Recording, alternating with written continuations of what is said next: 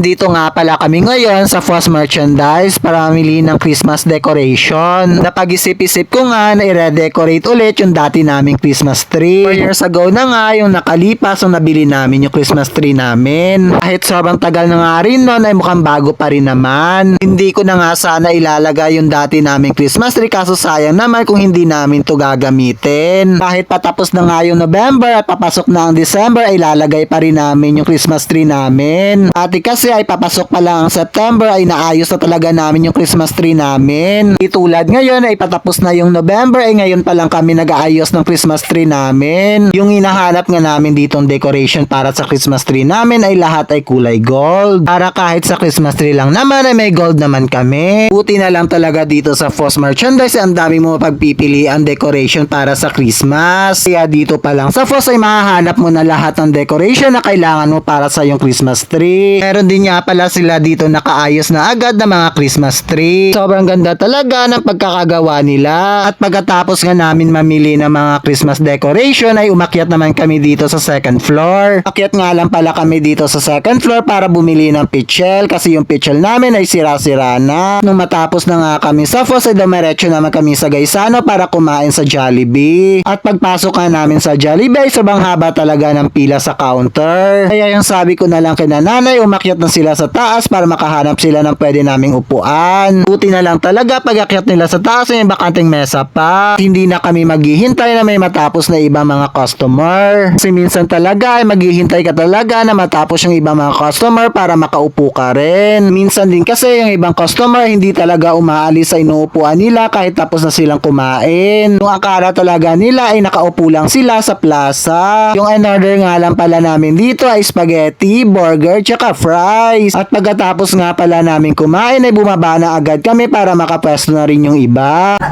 Hello guys! Welcome back to my YouTube channel, Look Vlog. For today's video, finally guys, naisipan ko na i-redecorate ulit yung Christmas tree namin 4 years ago. So, ito siya guys.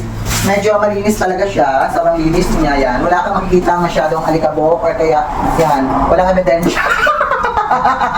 So yun guys, nabili ko pala ito 4 years ago. Tapos, dinecorate ko siya. Tapos, another year, dinecorate ko siya. Tapos last year lang guys, or this year kasi hindi pa nagtatapos yung taon. So hindi ko na siya nilagay ulit or kaya dinecorate ulit kasi nga sobrang dami namin aso that time. Kahit ngayon nga sobrang dami pa rin namin aso. So ito nga yung iba, nilagay na lang namin dun muna sa kusina.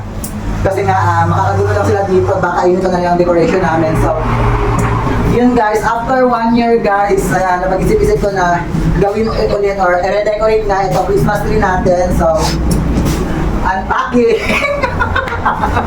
Unpacking tayo na sobrang linis na Christmas tree. So ayan. So ayan guys. Okay guys, parang naman yung kasabot. Ayan. Ayan. Ilalagay lang naman natin siya dito. Ang nabahali. Nabahali ni. Higta no? Ha? Higto lang eh. Or scotch tape no? Hindi ba yun? So ayun guys, ngayon tatanggalin muna namin yung mga decoration namin kasi ngayon naman guys, it's something gold naman ngayon yung magiging decoration. Oh, grabe sa kontra. Ito sa mga init talaga. So ayan, tatanggalin lang namin isa-isa kasi papalitan namin ng puro gold kasi ngayong Christmas is yung mga decoration natin dito sa Christmas tree, gagawin natin gold. So, ayun na nga guys, medyo okay na rin yung ating Christmas tree, lalagay na lang natin pagkatilagyan ng decoration. So, eto na siya guys. Maganda pa naman siya kahit 4 years na siyang hindi nagaga. 4 years na siya. Ay, natagal. 4 years na yung ating Christmas tree. So, bumili nga pala kami guys ng isang araw ng mga decoration sa Foss Merchandise sa Kalibo. So, ito nga pala guys, nilagay namin doon. Bumili kami doon ng star niya, nilalagay doon. Tapos, si Santa Claus. So, itong mga accent yung hindi ko alam ano to. So, ayun guys, ang nakikita nyo, puro gold yung binili namin kasi yung team namin, yung Christmas tree namin, yung Christmas decoration namin is lahat is gold. Kahit daw na lang guys, mga gold tree kami. So, ito guys, bumili kami dito ng gold na, ano tawag na? Chinese candle, chuchu, kung anong tawag dito. Basahin na lang natin. Hindi ko na nabasa kasi nga pang Chinese. Basahin na yung nalagyan ng pera. So, hindi ko alam kung malalagyan kayo ng pera. At baka mawala. So, ayan guys, yung mga bells niya nag-over. Yung mga balls niya. So, ayan pa guys. Ito, may balls din pala. Then, ito guys, bumili rin kami nito, yung medyo malalaki. Tapos, ito rin, same lang din. Tapos, ito guys, 2024, binila ko na rin yung dalawa kong pamangkin para sa New Year, 2024 na hair brown. Tapos, ito naman sa pamangkin yung isa kay Raven, bigyan naman sa kanya. Tapos, yung sa pamangkin yung isa is yung silver. So, yan, dami na natin yung balls para makay mo. Next year, maswerte na rin yung taon natin. Wow, hindi ngayon maswerte. So, ito guys, sobrang dami ng decoration. Hindi ko alam kung kasya naman ito lahat.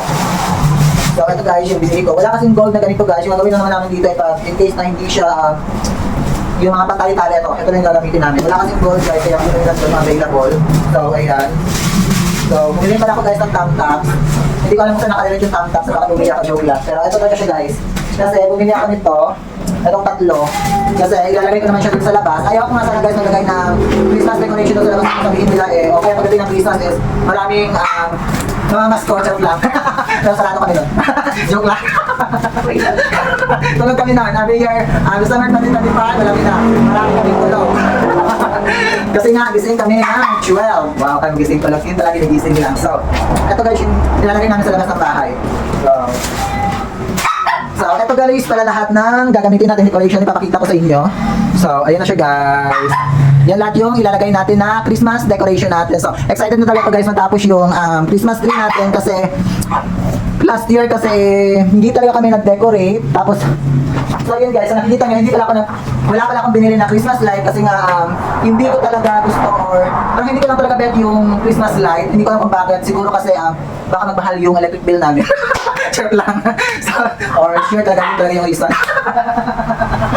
So, yun guys, magde-decorate muna kami dito ng Christmas balls namin. Then, balikan namin kayo pag medyo okay na yung Christmas tree namin. So, yun lang muna. So, look at guys. So, ayun na guys, yung part yan ng ating Christmas tree. So, nakikita nyo, nalagay na namin si Santa at yung ilang mga balls natin. So, yun na lang muna, para yan ng iba. So, so yun guys, bago ko sa inyo ipakita yung final result ng ating ginawang decoration sa ating Christmas tree, maglalagay muna ako ngayon ng decoration sa labas ng aming bahay. So ito lang guys yung ilalagay ko, itong nabili ko sa FOS na 3 decoration para may Christmas accent naman yung ating labas. So tara guys!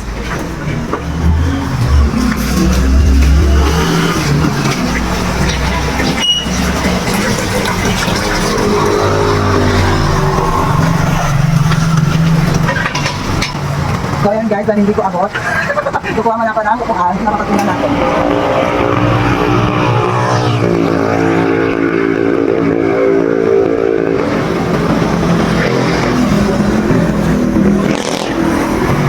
So ayun guys, yung una natin ilalagay itong pinaka-center niya. Para ito siya.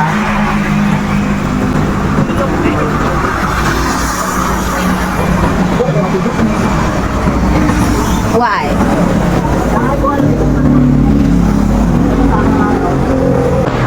So, ito nga muna guys, ilalagay natin dito sa pinakagitna. Ito yung magiging center natin. Ito dito sa labas. So, yan, nakikita yung sakto.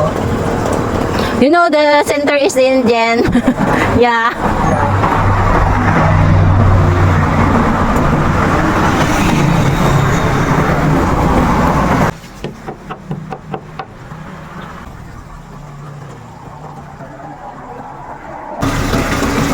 Bakit nyo lumakan natin guys? Set. Tapos.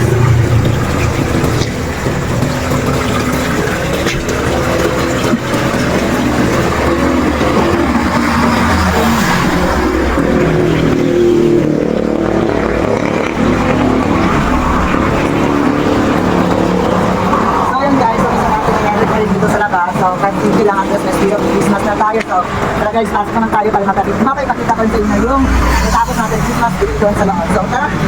So, yun na nga guys. Ayan, finally natapos na yung ating ginawang Christmas tree. So, excited ako sa inyo makita kung anong kinalabasan ng ating Christmas decoration ngayong 2023. So, yun guys, let's ko lang sa inyo. So, magawa ko ng Christmas tree ngayong gabi.